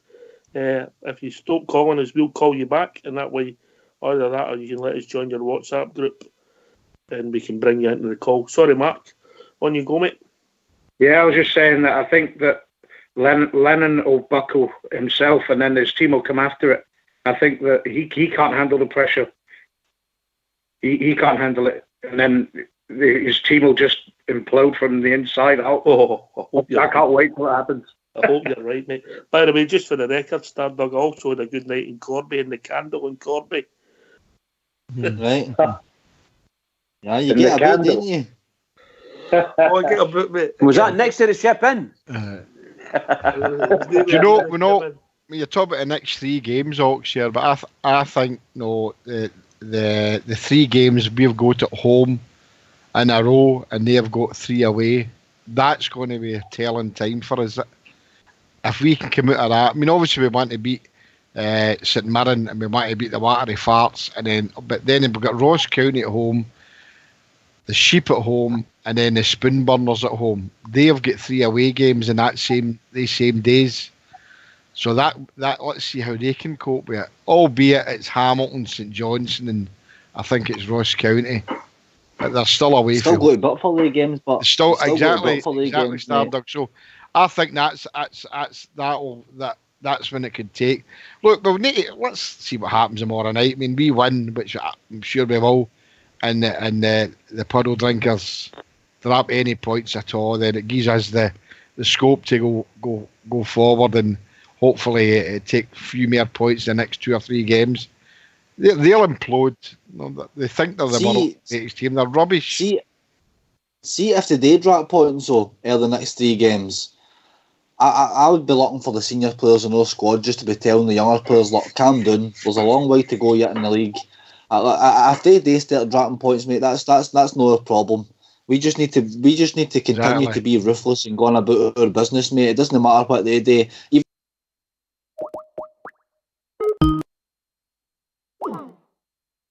Fit down and go full speed ahead and just leave everybody else in a cloud of dust behind us, mate. I don't even think we need to be concerning ourselves about any team in the league. Like I've said many times before, mate, there's about to be a new era in Scottish football, and them across the city will not like this, but it's going to be called the Steven Gerrard era. Yeah. So I look forward to it. Definitely. Yeah. St Johnstone, Hamilton, and can't remember the other one off the top. Remember, you told somebody after you told somebody after looking forward, mate. You're not allowed to do it on here. I got a slap in the wrist for it, didn't I? You did, mate. I've just been PM'd and remembered that. I've just been PM'd and remembered that. Tell GFK he's not allowed to look forward and move forward in a week. Yeah. Your past comes back to haunt you, GFK. Certainly has, mate. Certainly has. Mark, we talked about a third striker, and it's a real difficult one to try and bring, or somebody springs to mind. To maybe if we feel as if we're a wee bit short, is it anything you've thought about? Hello, mate. I think that it is. I'd rather, there is a bit of a problem if Greg Stewart's not fit. Maybe he'd come in and do a job. But if Defoe, I don't know, I think Defoe might surprise us. He's chipped in with his fair share of goals, I think. Well, he does look a bit leggy, but I don't know. I hope hopefully he starts banging them in tomorrow. We'll be joined by a caller. Evening, caller. Hello, mate. This is Charlie. How are we doing, Charlie? I'm all good, mate. How are you? Yeah, where are you from, mate? I'm from down London, mate. All right, Rangers, man. He's from Ballymena. What's on your mind, Charlie? Sorry, what's that? Oh, I was just talking. I mean, I'm pretty scared for next season, which a lot of people are not mentioning. Season? Yeah, because I don't think if we don't get 55 this year, we're not going to get it at all the next 5 years. That's a bit of a bold statement, Charlie. I've had a lot of thinking. I mean, I'm sceptical of Gerrard's transfers sometimes. I think he's made a few mistakes that could bite us in the back. Who are you thinking about, Charlie? Such as, well, the fullback positions, when he brought in Flanagan and Barisic and got rid of Declan John. I think Declan John should have stayed. He's the one player I regret. I mean, last season when we had all sorts of fullback issues. Halliday was in and out of form. Barisic was dog meat. I just think we needed a consistent average fullback to get us through. I had no bomb scares. And Declan John. I didn't mind Declan John at the time, but I think that ship sailed personally. The players like even a few of the youth boys like Miles Beerman, they let him go. I don't think we should have done enough to let him go. The right wing position also very scares me because I think Arfield's just been tired this year. Yeah, I don't hold the same opinion as Charlie. I think things are going to be a lot better for our club. And as I said, I can only go back, and I'm never ever going to go further than the one game because it's too important. We have to win tomorrow night, and then we can think about the next game. And if we continue doing that and win the game, tight margins now. That I think you have to. It's really tight. It's really tight, Charlie. You know, Rangers have got to do this. If they want to win the title, they have to do it one step at a time. There is no other way. They have to do it. They have to get the players and get themselves up for it. And you're right. Okay, people are a bit concerned. Some fans are a bit concerned about how well Defoe's playing, or shall we say, not so well, whichever way you look at it. Personally, I'm very confident of him. If we get a team that can open up the defence or draw the defenders out and then hit them with the nice wee balls, then Defoe's your man that can put the ball in the net. But if he's not getting the service, he's just not going to get it. That's it. Turn it the other way, Charlie. What happens if we do get 55? Where do they go? Well, that gives us the Champions League route, doesn't it? And that's where do they go with that wage bill they've got? Sorry, what did you say? Didn't pick that Where up. do they go with that wage bill? They've got 60 million wage bill for what? That's the start of the decline. I think there'll be an exodus. Christie, what do you think of him? He's a brilliant player. He'll be gone. He'll down south, Championship, lower league. McGregor has probably escaped. There'll be a few exodus, I think. Celtic, they won't have a. So potentially we're in a crucial 4 month for both teams. JFK. These next 4 months. I think. Do you know? I mean, I didn't want to be the doom and gloom guy, but do you know? I partly agree with Charlie, because if we don't win the 55 this season, and it's inevitable, let's not kid ourselves on that Alfredo will go. Definitely in January. There's no that we'll get the offer that we all dread, but it'll come. And I as I say, part of me agrees with what Charlie's saying. I think if 55 isn't won this year, I think it's going to be a very hard job for the gaffer next season. That'll make them stronger. And I know what you said, Ox, here, but what happens if we do get 55? They'll implode. But we've got to think of ourselves as well. If they do 9 in a row, how will it affect us as a club? No, I know we're all as guys on here, we're there all the time, but how will it affect us? You've got to think of the other side of the coin.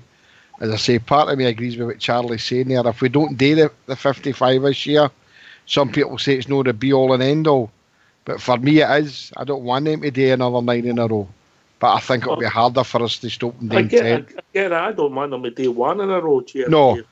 But I think it will be, what Charlie's saying there, and as I say, I partly agree with him, is that I think it'll be harder for us to stop them doing 10 than it will for us to stop them doing 9.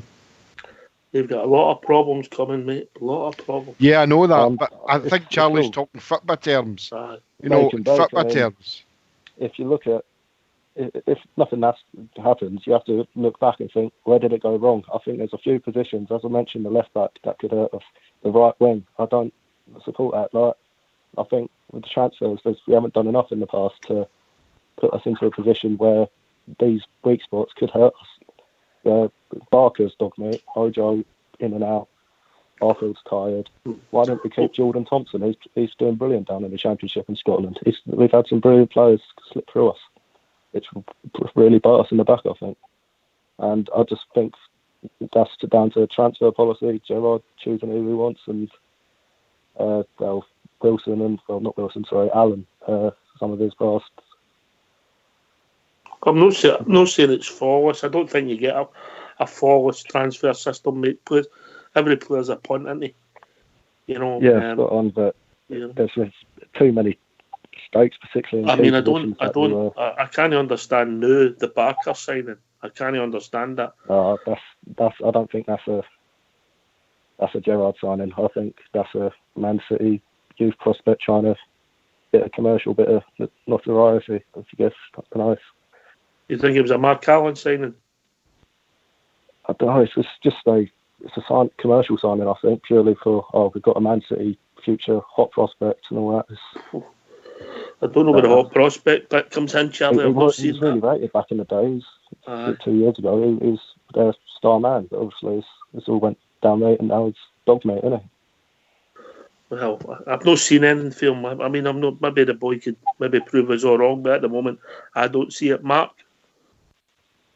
The Barker thing, I've not really seen anything that excites me with him yet. He's on a 4-year deal, isn't he? So we've got to give the lad time. At least to January next year to give us standpoint with him. It's just, you can't throw the ship too early. We've seen that before with Jordan Thompson, I think. But Charlie, obviously, your accent's no ours a wee bit. Obviously, is it your family that got you into Rangers, or you come from? Yeah, my dad's from Northern Ireland, from Ballymena, right. So we moved down to London before I was born, so I'll just follow it. So you've been stuck with for your whole life then? Yep. I'm an 18-year-old. I've seen most of my life. It's been the Downs for my teenage years. So. Did you say 18? Yeah, I'm 18. I've seen the. All right, so 8 to myself then. Shocker. Charlie, welcome to Rangers Radio, pal. Welcome. Yeah. That's me now. I'm officially not the baby of Rangers Radio anymore. You've not been the baby for years. By the way, if you reverse your digits, you get Fox. Right. Right. Brilliant, Charlie. Brilliant. Thanks for the call. Listen, don't be afraid to throw in. And by the way, I hope you're wrong, but in the nicest possible way, yeah? I really do. And thank you for the call. And I just want to shout out to Ian Graham, RSC. They're the boys watching. They told me about the stream. So, all right, mate. All right, thanks very much. Have a good night, boys. Take care. Cheers, mate. Cheers, Charlie. Do you want to hear about my pubs in London, Stardog? You're a man that drinks around, eh? Everybody goes, pal. Everybody goes. Do you remember, Oxford, do you remember going to see Rangers play Tottenham in the friendly? Remember that day? 1986, mate. Do you remember we were all walking about with the titty hats on? I do remember that, mate. Polish titty hats. We come back from Benidorm the night before, mate. A long story. My posse, mate. That was brilliant. That was soon as he just arrived. Aye. Do you remember the famous song that we sang all the way up through the Seven Sisters? Ave Cohen, remember? Ave. Tit hats on and shopping trolleys out of Tesco's full of drink. I remember somebody on a pub saying you can't come in here.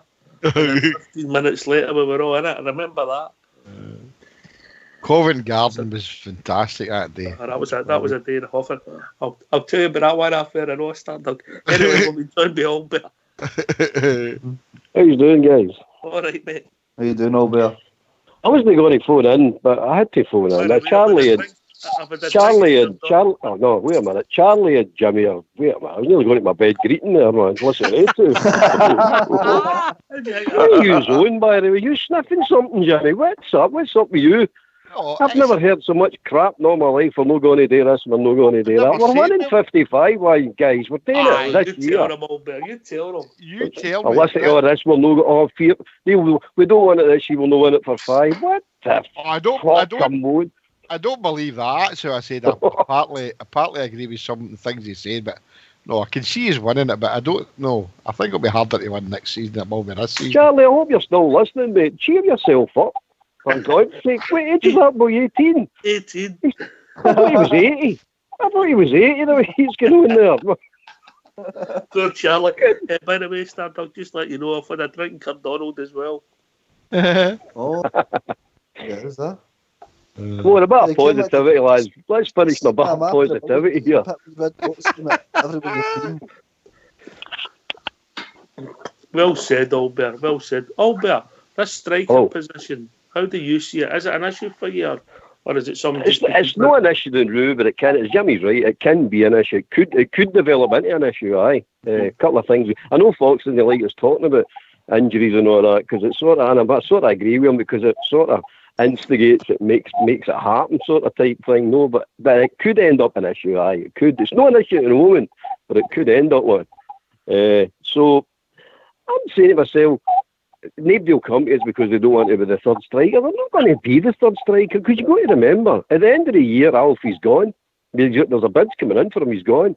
And Defoe is not going to last forever as well. So whoever's coming in could end up the first choice striker for next year. So you're talking about 4 months to settle in and he's a first team striker.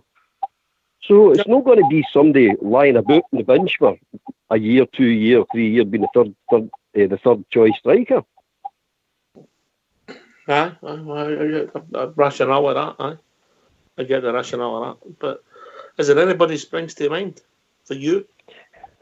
In my mind, no. You mean all the ones, all the good ones. Like we can't afford them. Basically, we can't afford them. But if we're going to spend, if say like we get 15 million, 20 million, whatever we get for Alfie, I started with saying go out and spend it. But that's pointless exercise. I mean, we're not in that ball game anymore that we can go and sell somebody for 25 million and then go and buy a player for 25 million. It's not. We've got to buy cheap, sell dear. I mean, even though it's 10 million, I'd like to see a big name striker coming in for similar money, mate. You know what I mean? Even if it's a lower transfer fee but bigger wages or whatever. I'm not saying if I get 25, 30 million for Morelos, can spend the full lot on a striker. That's impossible, mate. Even if we could afford a striker 30 million, there's chances of him wanting to come to Scotland slimming on. So, you know, anywhere between a 70, 13, 14 million pound striker, mate, would do for me, but it would have to be somebody that's capable of scoring goals, mate. I mean, we need a straight up replacement for this guy. See, to be honest, Starberg, I think the days are done for us. We're not going. We're 10, 13, 14 million pounds. We're no, mate. We're just not doing it. I know. I think that's the biggest, the biggest outlay we're going to make for a few years yet. I don't think we're going to top that for a long time, because it's just not the model we're after, mate. It really is, mate. And I don't think we should either, because see some of the dross that's getting popped about down in that England at the moment. I mean, let's be honest, some of the absolute dross down there going for big money. So you're walking into a total minefield. And as far as I'm concerned, I wouldn't be shopping down in that English Championship and all that. I just would stay well clear of it, because there's better players and better bargains throughout the continent. You know what I mean? Overpriced, overhyped, and overpaid, mate. Exactly, mate. And you can walk right into a minefield. We've seen it happening with clubs down there who've got the money. I mean, that was at Crystal Palace, that clown that they bought. I mean, he's never scored. Was it him? I'm forgetting that. I can't remember his name, but he's never Solanke or something. He's never scored. Or scored one goal. Bournemouth. No, I mean, stuff like that. McBurney, I know. 15 million for that boy, McBurney. Done nothing. Exactly, mate. So, as far as I'm concerned, that English market's dead for us. I would stay well. We sell to them. You just do what Germany do. The German football is laughing at that English market. I mean, that Germany, that FA has actually come out and said the English Premiership has kept them alive for the next 50 to 100 years. The money they're taking out of that English Premiership with transfers. So they don't go in and buy them out of there. Nobody does. Nobody with any sense goes in there and buys players out the Premiership or the Championship even. What you do is sell to them. That's what you do, because they've got the money. So sell to them. That's all they're there for, as far as I'm concerned. But I would be with fun Alfie, we can find them now. So that's where the scouting comes in. That's the most important bit for me. And by the way, see the guy that spotted Kamara at Dundee? That's the guy I want at Ibrox as well. Whoever spotted that boy, I want him, because he can spy a player. I think Neil McCann had a big bit to play in it, Albert. But if it was him, then he should be at Ibrox. Well, if it was him that spied him, he should be at Ibrox, because whoever spied Kamara can spy a player, and that's the type of people you want at Ibrox. People that can can recognise talent and people who can actually identify it and get it to the club, because there is talent out there. There's plenty of talent out there. Don't let that English Premiership kid you on there, they're the be end and end all of the world. They're no. Yeah.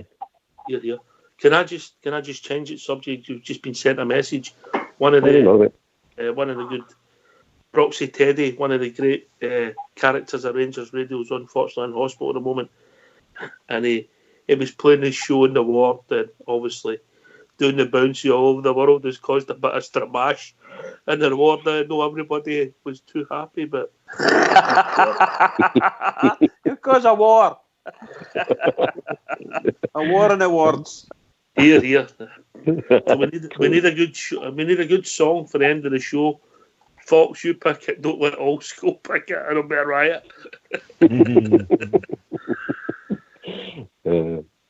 Brilliant.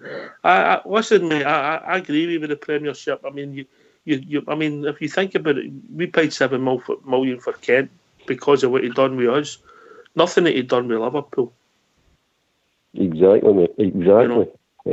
And they held a gun to what he'd to get the price they wanted. You know what I mean? They don't sell anybody cheap. You know what I mean? I think we must be realistic with that, because if Kent had ever made into the Liverpool first team on a more regular basis, he wouldn't come. We would never be able to afford them. We wouldn't be able to afford them at all. I think we did well getting him for that amount of money. But Bridge is no worth $7 million, mate. No, you said that. You were quite. And I still hold that. Because if he was worth $7 million to us, I mean, what was he worth to somebody? I mean, there was nobody come in for him down south. And I'm not disrespecting what he's done for Rangers and that, but he's no worth $7 million. I understand by it, but only time will tell, mate. Only time will tell. But if he was good a player as that, they'd have went for maybe twice that. But I think we overpaid him, and that's. Can I just say something, Jimmy? And me and probably hundreds of thousands of Rangers fans all over the world would tell you. And for one little couple of seconds in the last game when he scored that goal, absolutely worth it. Absolutely worth it. 100%. I was not trying to take anything away from anybody else, but that moment when he scored that goal, brilliant. You're right in that aspect. But I'm thinking, I've heard what Stardog said, I mean, and Albury or not. I mean, if we sell Fred for $25 million, I mean, it'd be silly to go to spend the same on a striker. That's not going to happen. We'd probably maybe spend at the most $5 on a striker, whoever that may be, because the times are gone for Rangers to spend that type of money. I was shocked that we paid the $7 million for Ryan Kent. Although I'm happy he's here, I'll take the manager's judgment. But I still think there's better players out there that can come to Ibrox for next season. And if there's a gem out there that Alfredo, I'd love to see it, definitely. But we done it right, we can. But we done it right, we can, Jimmy. We go on for a year. We've seen what we've got. Then you make the bid, because the boy comes up and they did it. I mean, all right, the first 6 months quiet, and then the latter part of the year he can right onto his game. You're saying this boy is a player. He's definitely a player. The reason they don't want them down there, Jimmy, in that Premiership and the Championship, they're looking for giants. They want giants all the time. No. It was his size. It kept him away from them, because he's no 6 feet. They want 6 feet players. Everybody has to be 6 feet plus down there. Where? Down in the Premiership and down in the Championship. Come on, you can't. I mean, what about Silva, Aguero? But they're all established internationals, Jimmy. De Bruyne. I know that. They're all established. They get bought when they're actually at the top of their game. They never get brought on, Jimmy. They were all established internationals. My point was, if Ryan Kent was a $7 million player up here, what was he doing there? 3. How? Well, nobody came in and had a bid for him. I mean, there was teams like Bournemouth, Leicester. That doesn't make a bad player, Jimmy. That doesn't make a bad player. I didn't say he's a bad player. I just think he's overpriced. No, I think he's a cracking player, but I just think he's overpriced. No, he's no. No in the crazy market down there. He's no really. Because, I think we were taken to the cleaners for $7 million. That's my personal opinion. But I just think he's not worth $7 million. I'm not saying I think he's a cracking against player. Celtic alone was worth $7 million. Come on, so, to me it was anyway. No, well, I know what you're saying that aspect, but I think that it was overpriced, and I think that we kind of bit the hook a wee bit too quick. I don't think we would have went for Kent if we had to get into Europe, mate. With extra finances that were guaranteed. Mm-hmm. Yeah. I have to agree that, yes, it would be. But that's all part and parcel. Sorry, it's all right, pal. Sorry. Somehow the board managed to pull that money together. I don't know where they got it from, but I thought that, to all intents and purposes, I thought it was a superb buy for £7 million. The guy was a really good player, and he was just on the cusp there with Liverpool, and Liverpool were getting rid of him, and they were going to, however they were going to sell it to, they would have sold him. But they would have wanted a lot more than £7 million in the English market. I think we did well getting him. He's proved he's a smashing player. He's going to become a great player for Rangers, that boy, in my opinion. And he wanted the companies, didn't he? Because of his circumstances after Park, which is a positive. Somebody wants to be here, you know. But I think that's why Rangers were held to a ransom. I think, again, it's a person. I think he's a cracking player, but I don't think he's worth £7 million. And I stand by that. I don't think he's a £7 million player. I just don't. I don't think he's a £7 million. I don't think he's a £7 million player either. I think he's worth more than that. Oh, come on! If he's worth more than that. But if he was worth more than that, then Liverpool would have sent him to somebody down south. Come on, let's not kid ourselves on. To them, he was worth £7 million, and to us, he was worth £7 million. Now he's worth more. I'm telling you right now, he's worth more. Because I'm looking at what's happening, Jimmy. Look at what was happening in some of the transfer fees I've got about. Look at that idiot Tierney. You try to tell me he's 25 million? No, but you're well, hold on a minute, Jimmy. Wait a minute. That's the benchmark. That's the benchmark. The 25 million for Poppadom Hips is the benchmark. So if he's worth 25 million, well, was Kent's a far superior player than him? No, I know that. If he was a far superior player, as you're saying, which I agree with you. But why did nobody else come in for him? Why? I mean, it's all right. I know. Jamie, you could say that about anybody. You can't keep going on about other people not coming in for people. No, but you can't be saying about like that. Tierney's not worth 25 million. We know he's not worth 25 million. We know that. But what I'm saying here is, I still stand by what I said. I mean, we've got him now, and I'm happy we've got him. But he wasn't worth £7 million at that time. He's worth more. No, I don't think so, mate. I think we could have got him for about 3 or 4.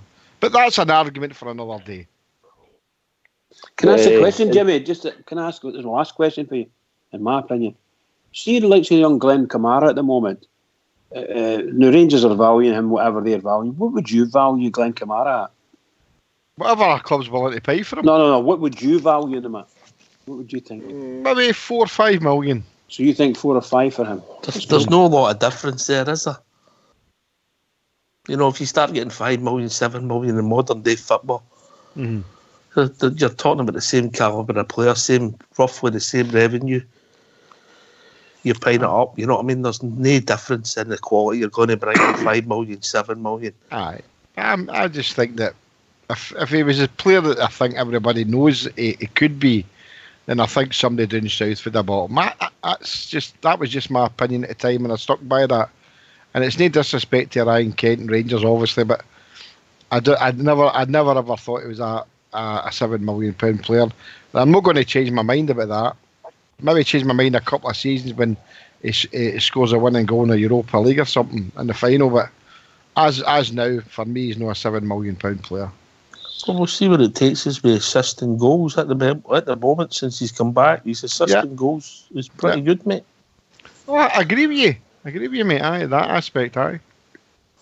You know, plus he helps get us off our seat a wee bit. We've not got that many who do that anywhere in Scotland at all, have we, Albert? Well, that's true, mate. I mean, it gets me off my seat. I don't know about anybody else, but I think the guy's a terrific player. Absolutely terrific player. I mean, I get tight to players that I don't think are good enough or not playing well and all that. And so when I see one that actually does play well, I've got to give them praise. And I give that boy praise. Kamara's a £10 million player. If Juventus come calling for, or reportedly Juventus were looking at him, Juventus are coming in and trying to get him for cheap, knowing if they're buying him for 2, he's worth 6. If they're buying him for 5, he's worth 10. I'm telling you right now, that boy's a player, and that boy's not going to stay at Rangers for 3 and 4 years. That boy will be there for about another year if you're lucky, and he'll be off. He's going to bigger things. That boy's some player. He really is some player. And the rest of Europe see it. And the rest of Europe, Aribo as well, and Barisic. These boys are good, really, really good players. They're all in it again. Barisic took a while to settle down. I hope wee Barker's the same, takes a while to and then comes good. Hope Big Ojo stays and then comes on to a better second half of the season. You want them all to do well, of course we do. But I wouldn't be playing as doing. I wouldn't be sitting undervaluing my players. It's been happening too long at Rangers. Anyway, gentlemen, we've reached that time of the evening. Over to Bridgeman. Well, what can I say? What a smashing night once again. Great discussions and everybody putting their point together. Really, really good. Can I just say to all the Rangers fans all over the world, in particular Rangers fans on air on Rangers Radio, one sleep. Biggest game of the season for us. Every single one of us. Get in there, get your tickets, get out and see the Rangers. Come on. Everybody, keep it going for the Rangers because the Rangers really need us. Keep it going. God, you know something? I forgot the boy's name that phoned in for Barbados and St. Lucia. What was it? Fred. How can I forget that? Right, said. Fred for St. Lucia, with Charlie for London, Mark for Corby, Albert for the south of Glasgow, Bridge Fox and Terry in the background. Well, Fox and Terry in the background. Bridge, JFK and Stardog on the panel. Can I thank everybody for listening, everybody for taking part? And we'll be back tomorrow night at 7:15 with a pre-match show, Rangers versus St Mirren. Thanks for everybody. Take it away, Old School Blue. This is for Proxy Teddy.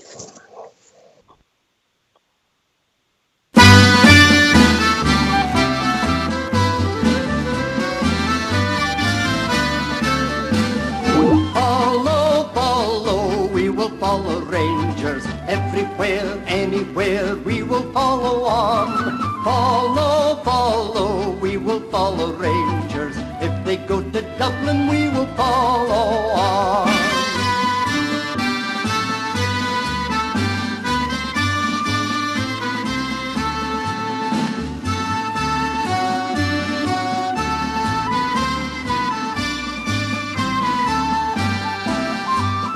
There's not a team like the Glasgow Rangers. No, not one. No, not one. There's not a team like the Glasgow Rangers. No, not one. No, not one. Some folk know all about their sorrows. We will fight till the day is done. There's not a team like the Glasgow Rangers. No, not one. No, not one.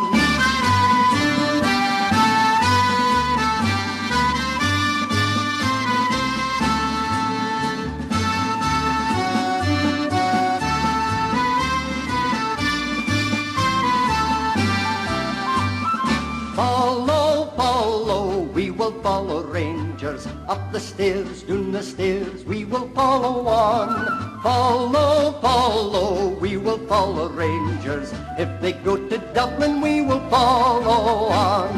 Follow, we will follow Rangers. Everywhere, anywhere, we will follow on. Follow, we will follow Rangers. If they go to Dublin, we will follow on.